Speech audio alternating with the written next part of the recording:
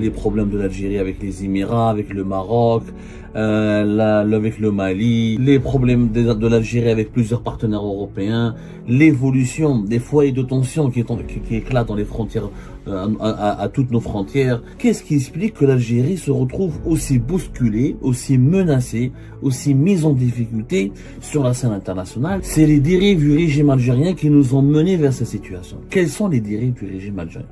Il y a 3 dérives. Nous le disons en arrière. Durant ces 10 dernières années, 10 ans, en 2014, première dérive, le 4e mandat de Bouteflika, 2014. Un président malade. En 2017, le Maroc, premier concurrent de l'Algérie, a réintégré l'Union africaine. En 2017, le roi du Maroc faisait une tournée dans les pays africains. La diplomatie marocaine était très active. Le roi du Maroc était nettement en bonne santé, plus jeune. Et le Maroc a pris son envol. Parce que l'Algérie s'est affaiblie. Donc la place lui a été cédée pour qu'il renforce son leadership régional. Il a approfondi ses relations avec l'Afrique de l'Ouest. Il a fait des avancées remarquables sur le dossier du Sahara occidental. Les analyses, les informations que nous avons, les commentaires que nous partageons ensemble sur les différents défis géopolitiques auxquels l'Algérie est confrontée, les problèmes de l'Algérie avec les Émirats, avec le Maroc, avec le Mali, le nouveau virage opéré par les Russes, comme on l'a expliqué dans la précédente émission.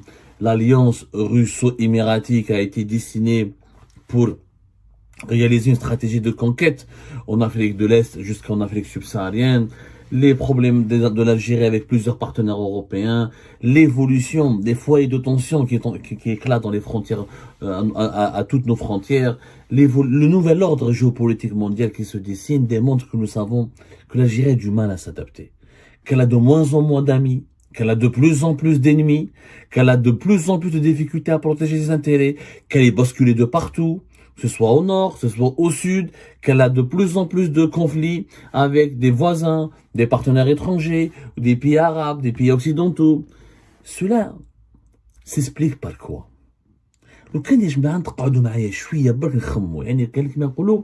Observons une pause et faisons preuve de bon sens et de réflexion et analysons ensemble la situation de notre pays.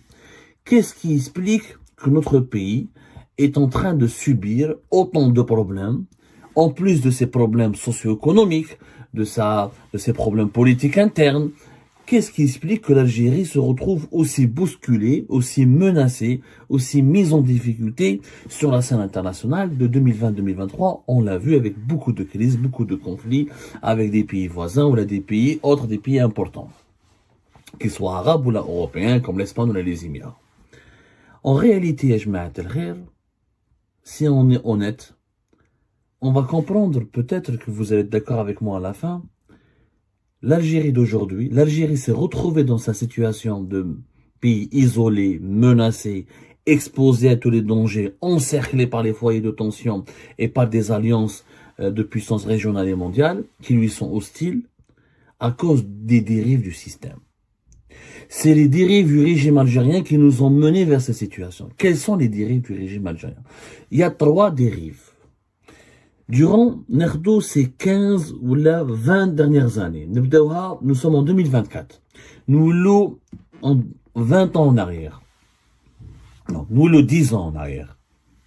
Durant ces 10 dernières années, 10 ans, en 2014. De 2014 à 2024, le régime algérien a commis 3 grosses erreurs, 3 dérives qui ont affaibli le pays, qui l'ont bousculé, qui l'ont plongé dans des crises économiques et politiques, qui ont fait tellement de mal à l'Algérie et qui ont offert aux concurrents de l'Algérie, qui sont devenus plus tard des adversaires, un boulevard royal pour nous dominer et pour nous surpasser. Première dérive, le 4e mandat de Bouteflika, 2014. Un président malade. Président clairement malade. Un président qui parlait à peine, etc. C'est à ce moment-là que le régime algérien aurait dû trouver une solution. D'ailleurs, à l'époque, le général Tofik était clairement pour une non-reconduction d'Abdelaziz Bouteflika et pour trouver une solution au 4e mandat. Mais le 4e mandat, le régime algérien s'est acharné. Au lieu que de trouver un successeur à Bouteflika, on a fait le 4e mandat. Qu'est-ce qui s'est passé? Avec un président malade, sur la scène internationale, l'Algérie était totalement absente. شوفوا يا جماعة, 2014, Bouteflika était malade, 2016, 2017, il s'est devenu encore plus malade. Qu'est-ce qui s'est passé? En 2017, le Maroc, premier concurrent de l'Algérie, concurrent qui est devenu aujourd'hui un adversaire, tellement l'hostilité, l'animosité entre les deux pays s'est aggravée, a réintégré l'Union africaine en 2017. À partir de 2017, en 2016 et 2017, le roi du Maroc faisait une tournée dans les pays africains, la diplomatie marocaine était très active, le roi du Maroc était nettement en bonne santé, plus jeune, a permis à son pays, le Maroc, de revenir au sein de l'Union africaine, alors que l'Union africaine, le Maroc était exclu de l'Union africaine, où il avait un problème avec l'Union africaine depuis début des années 60, à cause du conflit autour du Sahara occidental, où l'Union africaine reconnaissait la légitimité du Sahara occidental en tant que territoire autonome et indépendant du territoire marocain. Mais le Maroc est revenu en force. Il est revenu en force. Bon, et le Maroc a quitté l'Union africaine plus exactement en 1984. Mais les problèmes avec l'Union africaine ont commencé dès le début des années 60, après, à cause du Sahara occidental, les années 70, les années 80.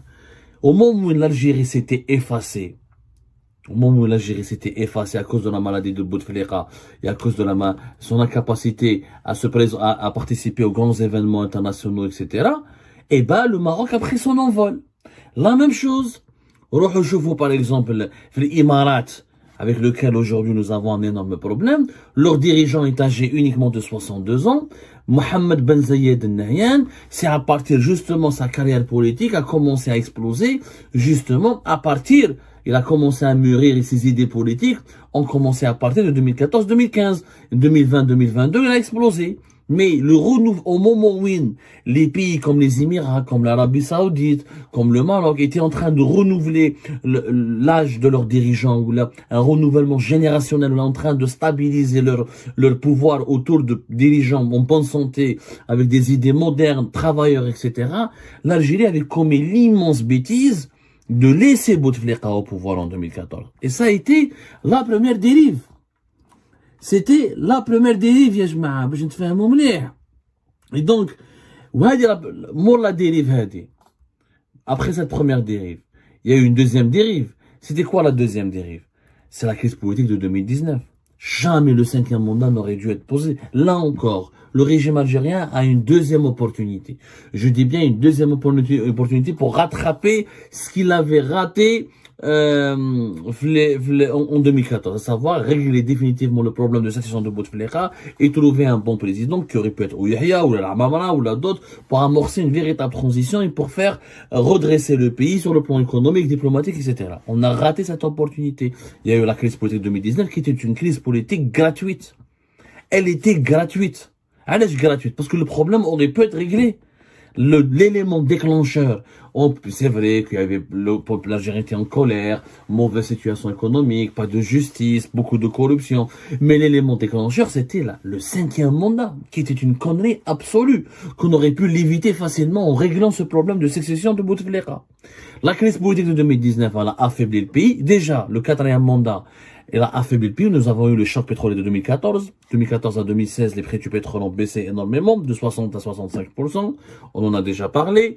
L'Algérie a commencé à baisser, à perdre beaucoup de ses réserves de change. Le fonds de régulation de recettes. Denala, planche à billets 2017. Donc l'économie algérienne a commencé à péricliter. Au moment où le pouvoir présidentiel était en train de péricliter. Parce qu'il n'y avait pas quelqu'un aux commandes qui était jeune, qui était en bonne santé, qui pouvait insuffler une dynamique, qui pouvait avoir un plan de redressement du pays, qui pouvait réformer le pays. On avait un président qui était malade. L'Algérie est un pouvoir présidentiel très fort. Quand le président, le chef, il est malade, le pays, il est malade. Comme le chef, quand il était malade, son frère n'était pas à la hauteur, Saïd Bouteflika. Il y a eu, donc, le pouvoir s'était dilué comme un sirop dans un verre d'eau. Donc, le pouvoir a perdu de son bon sens et de sa rationalité. Et la crise politique de 2019. 2019, on n'a pas tiré les leçons.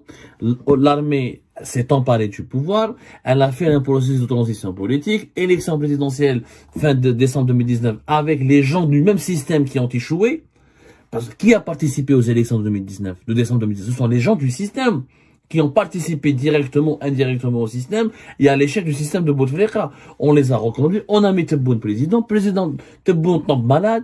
Il va rester à l'étranger encore plus longtemps que Bouteflika. en 2013, il va rester, on en a déjà parlé.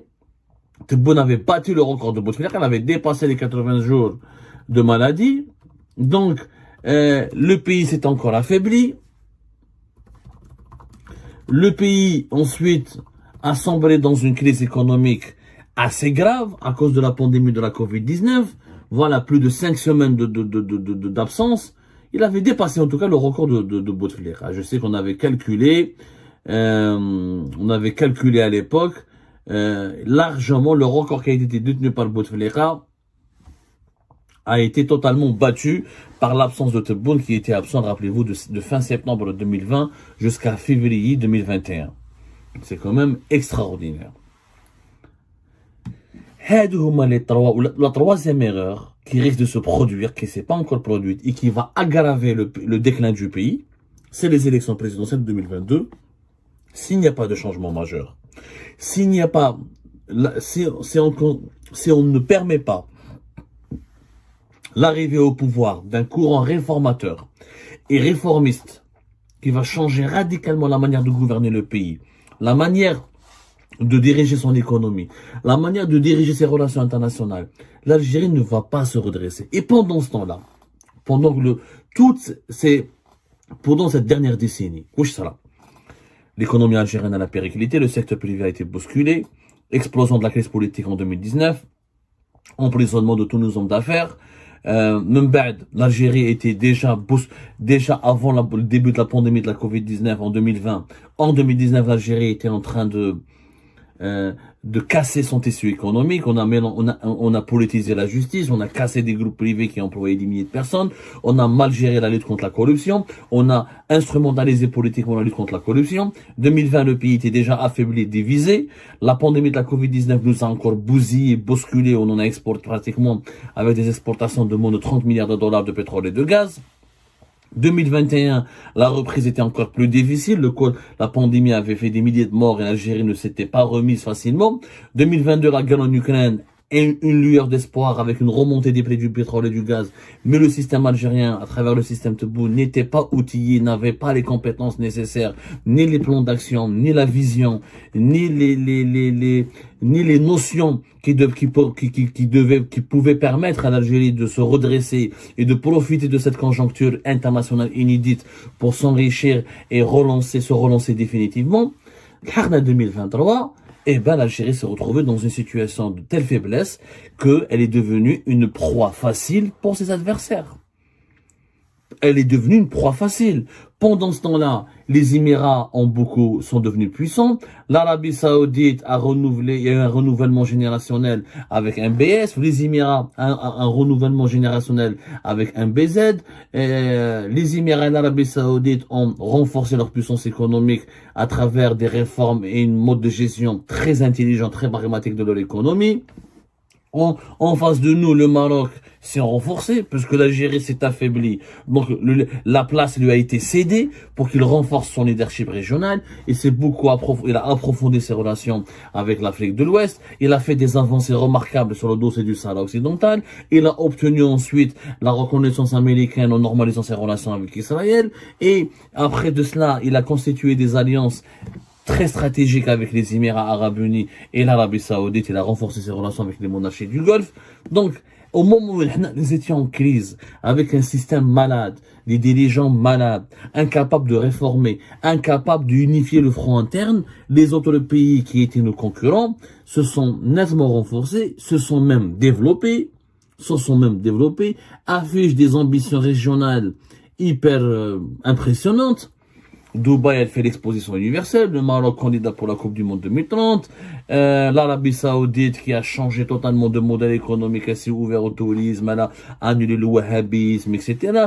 L'Égypte, avec Sisi, qui relance des grands projets, même si ça marche pas même si ça marche pas comme aux Émirats, en Arabie Saoudite. L'Égypte, quand même, qui a retrouvé un petit peu son dynamisme et son influence continentale. D'autres puissances régionales se sont invitées dans notre région, qui est la Turquie, la Russie qui a bousculé la France, qui a éjecté la France petit à petit de l'Afrique du Nord et du Sahel pour devenir le nouveau gendarme du Sahel notamment, l'implication de la Russie en Libye, pendant tous ces événements, où le monde était en train de changer sous nos yeux, notre pays, malheureusement, il était en train de décliner. On avait toujours le problème, on n'avait toujours pas trouvé un mode de gestion, comment garantir les équilibres de pouvoir, comment construire des institutions solides, comment construire un État solide, comment faire pour changer notre économie. Les sujets, on les a oubliés. وعلاش parce qu'il y a eu la dérive, les trois dérives du système. La troisième, quand tu as les élections présidentielles de décembre 2024.